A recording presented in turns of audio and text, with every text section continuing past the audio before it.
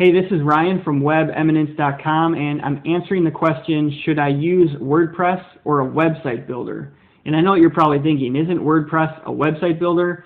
And yet, you can use WordPress to build a website, but technically, it's not a website builder. The term website builder typically refers to hosted applications that you pay for monthly, and they literally allow you to drag and drop elements around the screen to create your website. Some of the more popular website builders are Squarespace, Weebly, Wix. I've actually done reviews on those three website builders and several others, so you can check those out on my other videos. Website builders are really the simplest option for building your website yourself, but WordPress is really a step up because it gives you more flexibility and scalability over the long term. You can actually read my blog post, and I give more information about the advantages of using WordPress, but keep in mind that if you decide to use it, there is a steeper learning curve. So it's going to take you longer to learn how to use it than if you use a website builder, or you can choose to pay someone to build your WordPress website for you. The purpose of this video is really to help you decide which one is right for you, whether you're ready to take a step towards using WordPress or maybe a website builder is more appropriate for you. So let's go ahead to the computer and I'm going to help you decide which one's right for you. Now to install WordPress, you're going to have to download the software from wordpress.org. And you will need to purchase web hosting from a hosting provider and then install the software on your web host. I'm not going to go into detail on how to do that because I do have another video that explains how to install WordPress on HostGator Hosting, which is the hosting provider I recommend. I also have a free service where I install WordPress for you for free if you purchase hosting through my HostGator affiliate link where I receive a commission. So I'll also link to that. Once WordPress is installed, you can go to yourdomain/wp-admin, and it's going to take you to a screen like this where you can log in. After you log in, you're taken to the WordPress dashboard, which looks like this. On the left-hand side, you see the menu with all the different links, and then on the right side is basically your work area. WordPress is really built on pages and posts. So if you click on post, you'll see all your blog posts, or you can create new blog posts there. And pages and posts work using a text editor. So it's different than most website builders where you drag and drop different elements to create your pages. With WordPress, you choose a design theme, and then the main content areas of your pages are built using this visual editor. So if you click on visual, you can see the page visually with all the formatting and the pictures. You can use these tools here to modify the content, kind of like a Word document where you align the text, change the formatting, add pictures. And for those of you who know HTML code and CSS code, you have access to the source code of the page, so you can go in and modify the code to give the page the exact format that you're looking for. You can also go into the CSS file to modify the styling of the website. So that's more for advanced users who know HTML and CSS. For people who are just building a website using the visual editor, you're just going to type in your text, format it, and add pictures. And I'm not going to go into detail on how that works because I have other videos for that too, which I'll link to. But I just want to show you that it is different than a website builder. You're not going to be able to use a drag and drop interface unless you have a special WordPress theme that allows that. So WordPress is really built on themes, and that's one of the major advantages of using WordPress over using a website builder is there's actually hundreds or maybe even thousands of theme developers who are third parties who create themes for WordPress. So to choose a theme, you actually go on the left-hand side under Appearance, you click on Themes. And here you see the themes that I have installed on this WordPress installation, and I'll click on Add New. And here you can see you can search for themes using different filters. And this page is going to search for the themes that are available on WordPress.org. So I can set some of these filters and click Search. And you'll see actually 1,200 items came up for that search, and I can preview the theme and then I can install it for free, and it'll be immediately installed on my website. You can also go to third-party developers who sell premium themes, and they usually have more features and maybe a little bit more advanced design. So that's one of the major advantages of WordPress over a website builder. Usually with website builders, you're going to be limited to maybe 100 themes, maybe 50, just depending on how many themes a website builder provides. With WordPress, it's virtually unlimited because there's thousands of themes, new ones being created every day, and you can actually create a totally custom theme and install it into WordPress. Most themes, and especially premium themes that you pay for, are going to have a control panel.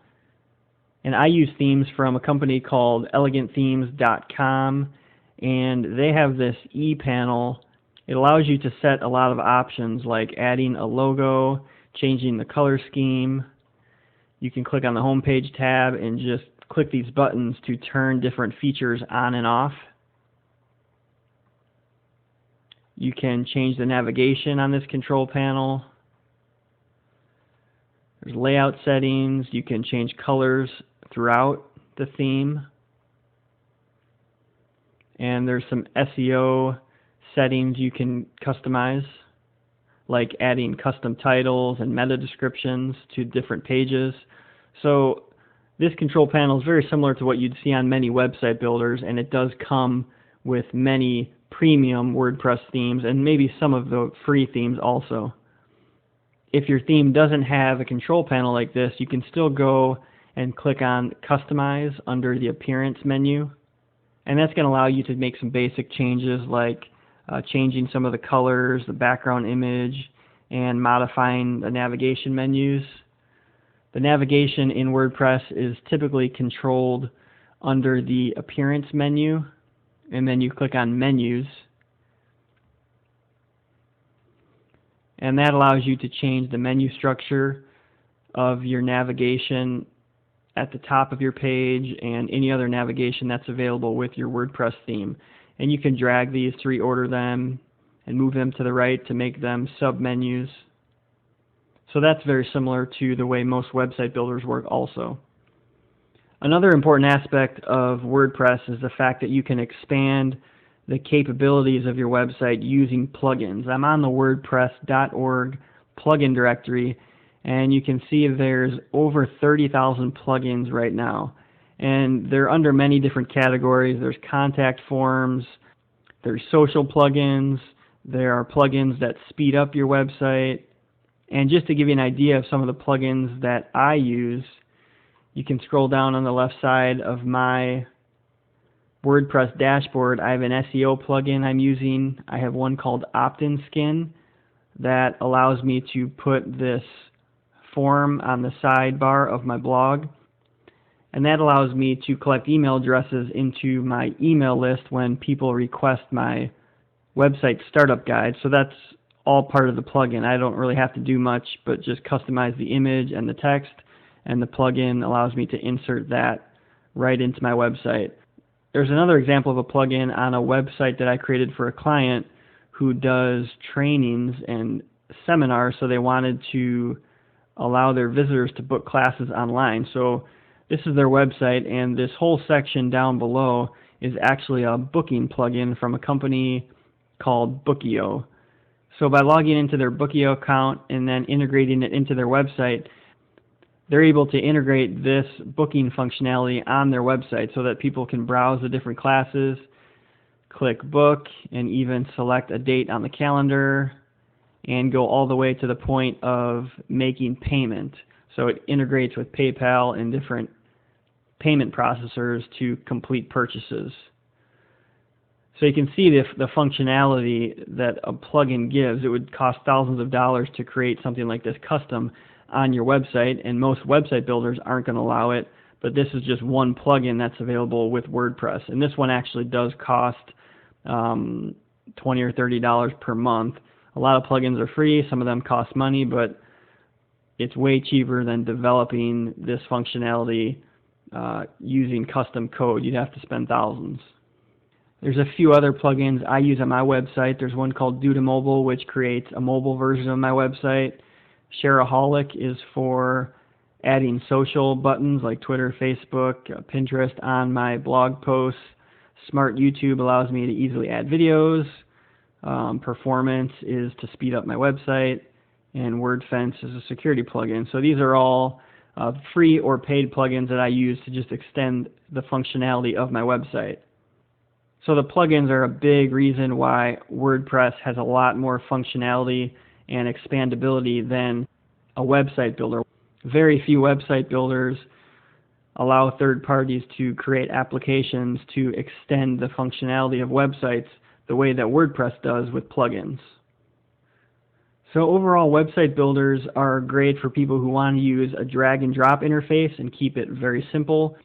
But I'd recommend taking the step up to WordPress for those of you who need to really extend the functionality of your website using plugins, or maybe you want a really specific look for your website, so you want to have more options in the design of your website, and you can achieve the look you want with a WordPress theme. If you are interested in using WordPress, but you don't have hosting yet, you can go over to my free WordPress install page where I describe the steps to allow me to install WordPress for you, so you don't have to worry about installing it. You can just send me your hosting information, I'll install it for you, and you can get started building your website. I'll also give you access to a premium theme of your choice. And if you want to try to install WordPress on your own, I recommend using HostGator Hosting, and you can watch the video that I linked to that shows how to install WordPress on HostGator Hosting. So I hope that sheds some light on the differences between website builders and WordPress and maybe helps you decide which one is a better fit for your website. If you have any questions after watching this, feel free to contact me. Just post a comment on the video or on my blog post, or you can even send me an email through my website, and I'll do my best to answer the questions. Make sure to check out some of my other videos on website builders. If you do decide to go that route, you can watch some of my reviews on website builders and see which ones I recommend. I also have some other videos on WordPress, since I didn't go into too much detail in this video about how to make posts and how to edit text and add pictures. You can watch some of those other videos to get more of the details on how WordPress actually works. So go ahead and click on some of those other videos, and we will see you on the next one.